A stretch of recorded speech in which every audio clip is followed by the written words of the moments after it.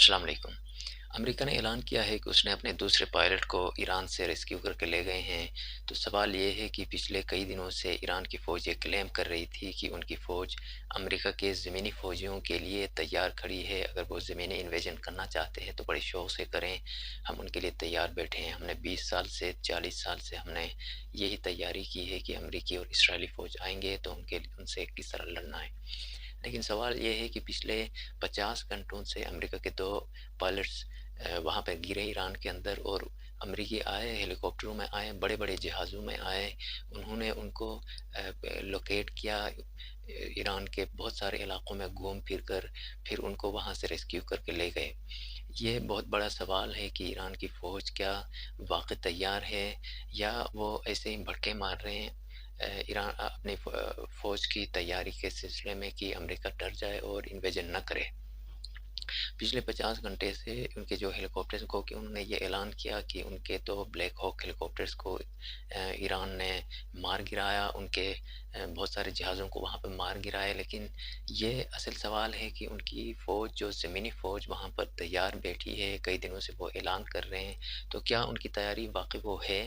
क्योंकि देखें, जब बड़े-बड़े हेलीकॉप्टरों में गैर मुल्की फ़ौज आपके सरज़मीन पे उतरती है, आपके सरज़मीन पे आके कोई ऑपरेशन करती है, तो उसके लिए क्या स्ट्रेटजी होनी चाहिए उनको पकड़ने के लिए, उनसे लड़ने के लिए? तो पहले से किसी भी प्रोफ़ेशनल फ़ौज में तैयारी होती है। लेकिन इसके बावजूद कि अमरीकी यहाँ पर आए और उन्होंने ऑपरेशन करके अपने पायलट, ना सिर्फ़ ऑपरेशन करके कि वो कहाँ पर है वहाँ पे सीधे जाएँ, ऑपरेशन करके ले जाएँ। उन्होंने ईरान के बहुत सारे इलाकों में घूमकर पहले उसको लोकेट किया।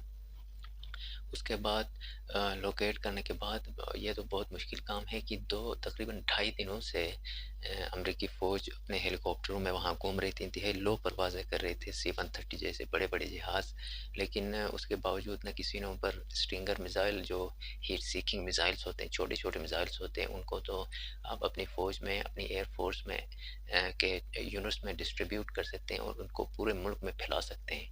कि एक बंदे को आप 4 स्टिंगर मिसाइल दे दें, और गु उनको मुल्क के बहुत सारे इलाकों में फैला दें आप। 5 लाख, 6 लाख, 10 लाख इस तरह के छोटे जो शोल्डर फायर मिसाइल्स होते हैं, जो लो परवाज़ करने वाली जो हेलीकॉप्टर्स होते हैं या बड़े-बड़े जहाज़ होते हैं, उनको टारगेट करने के लिए ये जो स्टिंगर मिसाइल्स होते हैं। और अब तो कुछ ऐसे मिसाइल्स भी आए हुए हैं हीट सीकिंग, जो तकरीबन 8 से 10 किलोमीटर दूर अपने हदफ को भी निशाना बना सकते हैं। और वो एक स्टैंड होता है, उस स्टैंड को ज़मीन पर रखते हैं, फिर उस स्टैंड के ऊपर इस मिसाइल को रख के फिर फायर करते हैं। उससे भी जो हल्की होती है वो तो शोल्डर पे रख के बंदा अपने अपने हदफ को निशाना बना सकता है। लेकिन इसके बावजूद कि अमेरिकी फ़ौज वहाँ पे आए, ईरानियों ने या तो ऐसी कोई स्ट्रेटजी बनाई ही नहीं है कि अगर ये इन्वेजन हो, ज़ाहिर है इन्वेजन पैदल तो नहीं होगी, बड़े-बड़े हेलीकॉप्टर्स होंगे, चिनूक हेलीकॉप्टर्स आएँगे, C-130 जहाज़ आएँगे, वो उन पैराट्रूपर्स को या जो लैंड फ़ोर्स है उनको वहाँ पे उतारने के लिए वो बड़े-बड़े हेलीकॉप्टर यूज़ होंगे। तो इन हेलीकॉप्टर्स को टारगेट करने के लिए इस तरह के छोटे हथियार उन्होंने अपनी फ़ौज को दिए हैं। अगर दिए हैं तो फिर उन्होंने क्या फिर एक छोटे से इलाके में उनको महदूद करके रखा हुआ है, या पूरे मुल्क में उन्होंने उनको फैला के रखा हुआ है। लेकिन इस ऑपरेशन के बाद कि अमेरिकन्स आकर अपने पायलट्स को ले गए, ये ज़ाहिर करता है कि ईरानियों ने इस तरह का कोई स्ट्रेटजी नहीं बनाया हुआ है कि अ, जो हीट सीकिंग मिसाइल्स हैं या इस तरह के और भी हथियार होंगे जिन्हें अपने एयर डिफेंस यूनिट्स को देखकर वो अपने पूरे मुल्क में फैलाएं, ताकि कहीं पे भी कोई निचली परवाज़ हो जो 5 से 10 किलोमीटर की रेंज में आए तो इन हीट सीकिंग मिसाइल्स के ज़रिए उनको निशाना बनाया जा सके। इस तरह की कोई स्ट्रेटजी मेरे ख़्याल से ईरान की फ़ौज में नहीं थी, जिसकी वजह से ये आराम से आए।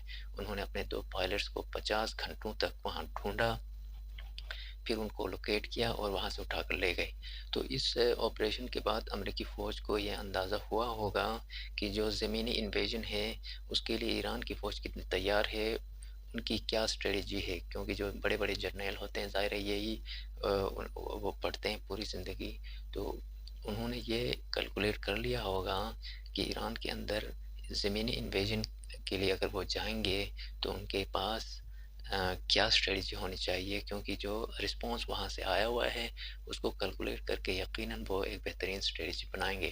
تو اگلے ایک ہفتہ یا 10 دن میں پاسبل ہے کہ ایران کے اندر امریکی فوج اتر جائے کسی لمیٹڈ ایریا میں، اسپیشلی جو ہرموز کو کھولنے کے لیے جو خلیج فارس ہے اس کا جو ایریا ہے 1 سے 2 کلومیٹر ایک بفر زون بنائے، وہاں پہ اتر کے علاقے کو کلیئر کریں، اور پھر آبنائے ہرمز کو، اسٹریٹ آف ہرمز کو کلیئر کرنے کے لیے یہ 10 سے 15 ہزار فوج اس ریجن میں، اس ایریے میں وہ تعینات کریں۔